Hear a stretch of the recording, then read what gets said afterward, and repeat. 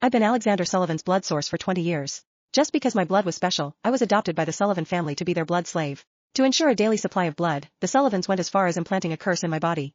This curse not only produced blood but also controlled one's desires. The sixth time I uncontrollably approached Alexander due to the curse's poison, begging him to help me neutralize it, he cruelly threw me into the swimming pool. But what Alexander didn't know was from that day on, I found a new person to neutralize the poison. I struggled to open my eyes, only to find myself surrounded by darkness.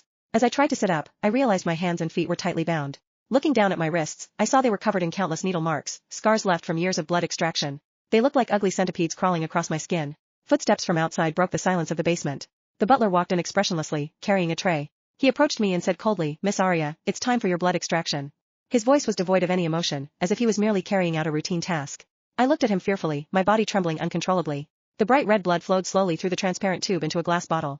This routine of being locked in the basement and having my blood regularly drawn had been going on for 10 long years. 10 years ago, after my parents died in an accident, I was adopted by the wealthy Sullivan family. At the time, I naively thought I had found salvation, not knowing this was just the beginning of a nightmare. My blood was rare and special, the ideal source for Alexander Sullivan, the young master of the family who suffered from a terminal illness.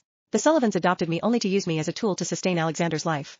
Due to the need for daily blood supply, the Sullivans even went so far as to plant a curse in my body. This curse accelerated blood production in my body, but also turned me into a complete puppet. I could see no hope, no way out. As my blood was continuously drained, I heard familiar footsteps approaching in my dazed state. Alexander had arrived. He walked to the bedside, bent down, and gently stroked my head. "How are you feeling today? Young Master Sullivan, how do you think I should feel?" I weakly questioned him, my tone filled with undisguised anger and sarcasm. "Being kept like livestock, having my blood drawn every day, should I be grateful to you? The Sullivan family feeds and clothes you well, of course you should be grateful," he replied. After all, no master likes a dog that bites. Perhaps because we had repeated this conversation too many times, Alexander seemed unfazed by my attitude. He took a bowl of soup from the butler, held my chin, and forced me to drink it spoonful by spoonful. With most of my blood drained and then being forced to drink that bitter medicine, my body grew increasingly weak. I had no strength left to struggle and could only let Alexander hold me. As my consciousness began to fade, I felt my entire body burning up, as if a fire was raging inside me. I couldn't help but start writhing, trying to ease the unbearable pain. "So hot, it hurts." I could feel the curse in my body greedily consuming what little blood I had left. I moaned in agony, unconsciously pressing closer to Alexander, trying to draw some coolness from his body to ease the heat inside me. Alexander seemed startled by my actions and frowned in disgust.